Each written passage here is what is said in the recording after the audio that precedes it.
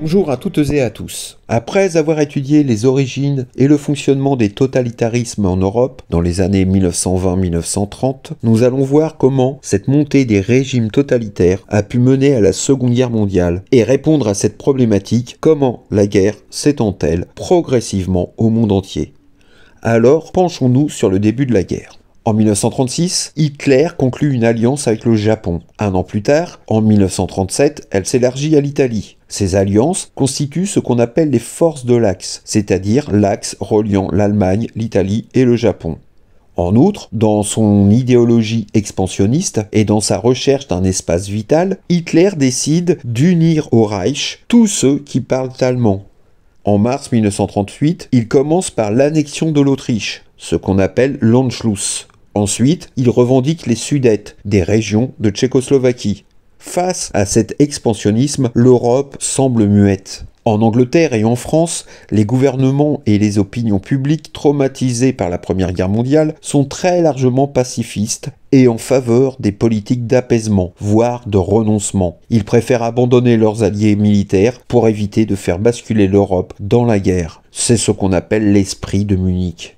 De plus, le 23 août 1939 est signé le pacte germano-soviétique, qui est un accord de non-agression entre l'Allemagne nazie et l'URSS de Staline. Ce pacte permet finalement à Hitler d'envahir la Pologne le 1er septembre 1939. Dans ce contexte, les puissances occidentales se lancent, mais à contre-cœur, dans la guerre.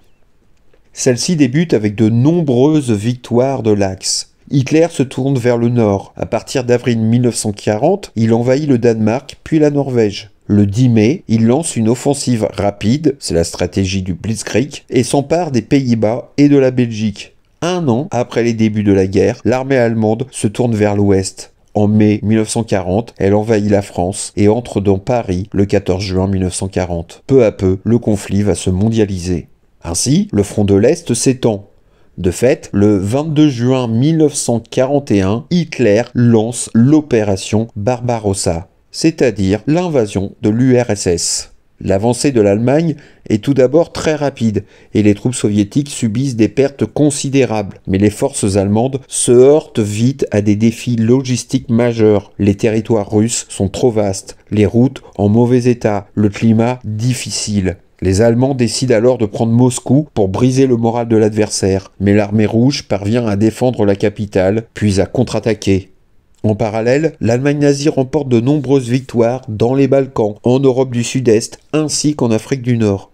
En 1942, Hitler se trouve à la tête d'un empire continental qui s'étend de la façade atlantique française au Caucase et de la Norvège à la Grèce. De son côté, le Japon impose son autorité sur une grande partie de l'Asie du Sud-Est et du Pacifique et tente de conquérir la Chine. Les combats y sont particulièrement meurtriers, causant la mort de plusieurs millions de Chinois, soldats et civils confondus. En outre, désireux de s'assurer la suprématie militaire dans le Pacifique, le Japon attaque par surprise la base américaine de Pearl Harbor le 7 décembre 1941. C'est une étape bascule de la guerre, car elle signe l'entrée en guerre des États-Unis. Le conflit devient alors réellement mondial. En 1942, les Alliés, France, Royaume-Uni, États-Unis et 21 autres pays coordonnent leur stratégie et décident de se concentrer d'abord sur la maîtrise de la Méditerranée. Les États-Unis fournissent aux Alliés et aux mouvements de résistance des armes et des munitions. Sur le front russe, l'armée allemande est embourbée dans le long siège de Stalingrad. Celui-ci s'achève le 2 février 1943, lorsque le commandant allemand capitule. C'est la première grande défaite allemande. Les troupes soviétiques passent alors à la contre-offensive et commencent à avancer vers l'ouest.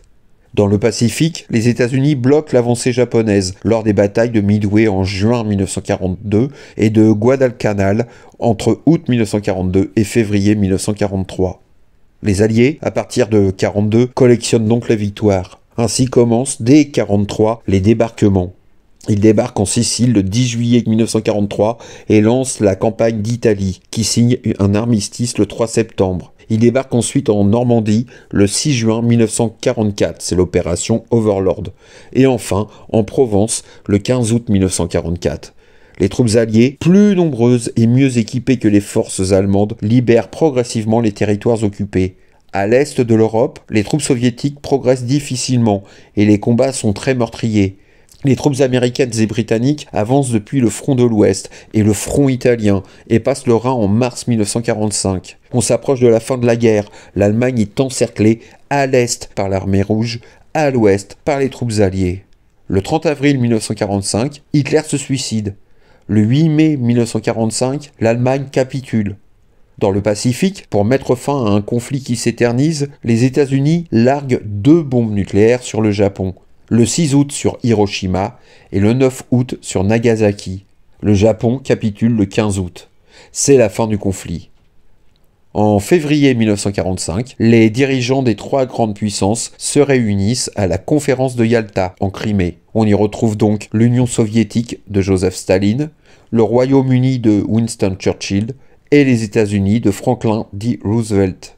Là va se décider l'avenir de l'Europe et du monde, afin de garantir la stabilité du nouvel ordre mondial après la défaite du Troisième Reich. Mais ceci est une autre histoire. Merci de votre écoute et beau soleil à vous.